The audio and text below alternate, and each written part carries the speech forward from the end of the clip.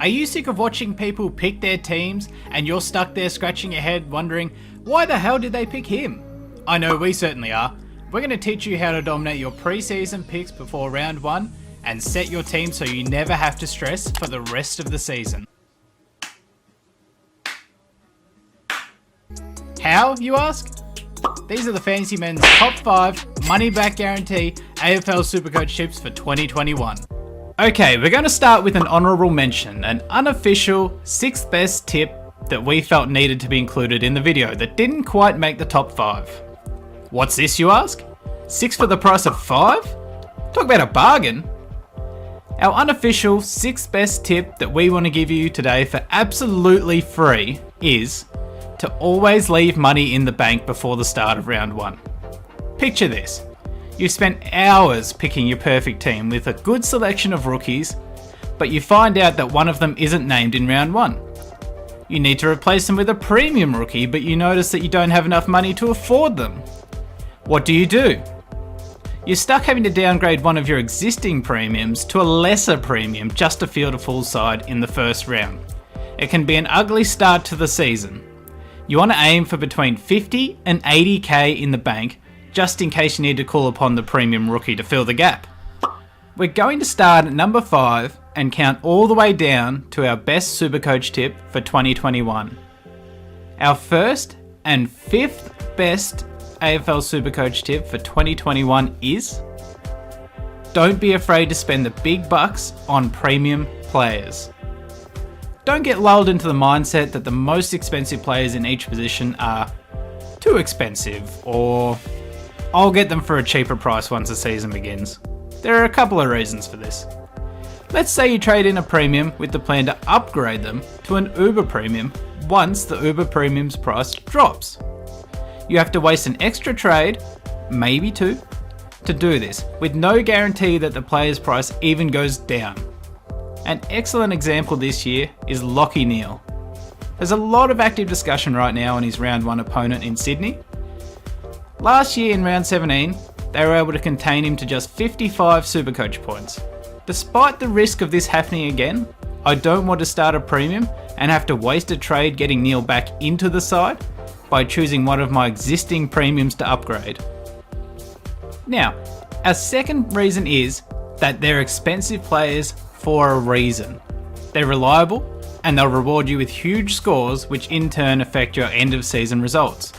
Losing points in the first round and starting the year off poorly based on a hunch is not the logical way to approach this. Leave your hunches for your pods. Number 4. Our favourite types of rookies are playing rookies. When scouting for rookies pre-season, you'll see that there are a heap of articles telling you how much potential each player has. Let me tell you something. They all have potential. They're all playing in the AFL after all. Don't fall for the old trick of listening to someone tell you how good a player is and holding them for a whole season, hoping that they'll play, just to realise that they aren't cracking the starting 22 each week. Rookies are there for one reason and one reason only: to make you money. There are 2 questions you need to ask yourself before you draft a rookie in the preseason. First is, do they fill a gap in their respective teams? No? Then what makes you think they'll play? Let's use the Western Bulldogs as an example. Would you pick up a midfielder rookie at the Dogs when they already have such a stacked midfield? No. The chances are that they don't play.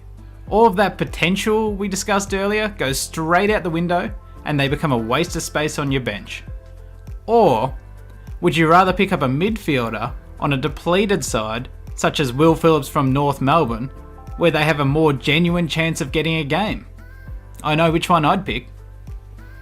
The second question you need to ask yourself is, have they been named in the first round? If not, you should seriously consider the likelihood of this player getting a game in the first 5 rounds of the season. Utilising trades throughout the season to bring in named rookies is inevitable. We all accept this. But giving yourself the best chance of picking players that are playing versus players that could play will save you trades in the long run. Now we get into our top 3 tips for AFL Supercoach 2021. Number 3. Don't become emotionally attached to players. What do I mean by this? Well, this summarises 2 points in one. First, don't pick players just because they're your favourite player, or that they play for your favourite team. This is page 1 of the Supercoach for Dummies manual. Yes, it's fun watching them play, but if you're looking to take bragging rights off your mates and produce the best possible scores for Supercoach 2021, then follow this rule.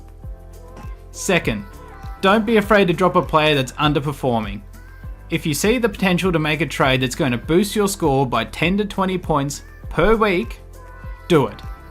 Even if it means dropping the player you told all your mates was going to have a breakout year and you risk looking like an idiot, do it.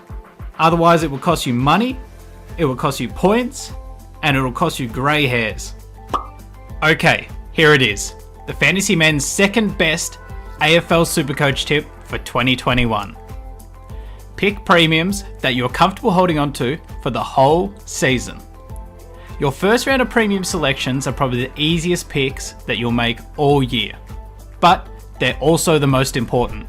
These will form the core of your team, so picking players that are inconsistent when it comes to scoring, or players that are unproven in previous seasons, have the potential to ruin your whole year in one foul swoop. The perfect example of this is Jordan Ridley. I'm not saying he's going to have a bad year. In fact, as a Bombers supporter, I hope he has a better year. But Ridley broke out last season averaging 101.9 points and producing some massive scores for a player that only cost $322,000 at the start of the season. After a stellar run in the beginning of the year, he finished the season strong but inconsistent, with 4 scores of 115 plus and 4 scores of 76 or lower. Not exactly the kind of scoring we'd be looking for when spending $547,000 on one of our premiums. It's also worth mentioning that last year was his best year by a whopping 45 points. Be careful of traps like this and pick players that you're confident will give you those high, consistent scores to kick off your year right. Just quickly before our best tip of 2021, like the video. We love interacting with our viewers, so leave a comment of what you thought or give us your best tip for any beginners that may be watching. Thanks again. Here it is, ladies and gentlemen. Your number 1 AFL Supercoach tip for 2021, courtesy of your local fantasy specialist, the Fantasy Men. Injured players are useless players. And I know what you're thinking. Are you kidding me? That's it? That's the best you have? You left me on the edge of my seat for that? Hear me out. This is the number 1 Supercoach tip for any coaches out there. Do not pick a player in your side if they are either prone to injuries or are coming back off a serious injury with no proven track record. Tom Mitchell, Nat Fyfe, Josh Kelly, just to name a few. I'm not saying don't move these players into your teams at all, as these are some of the best players of our generation and can still give you ginormous numbers. I'm saying that nothing will piss you off more than one of these players going down in the early rounds, just as you're ready to pull the trigger on one of your first premium upgrades. You find yourself wasting trades and not being able to bring in the players that you want. Sure, move these players into your side once you have the available funds later on in the season, but don't get fooled into thinking that they are must-owns. Every player is at risk of injury and can cause you grief throughout the season. But as successful coaches, it's our job to minimise that risk in order to give ourselves the best chance of scoring high each week. Thanks for watching. Hopefully these tips will help you improve in your league. Don't forget to let us know what you think in the comments, like and subscribe.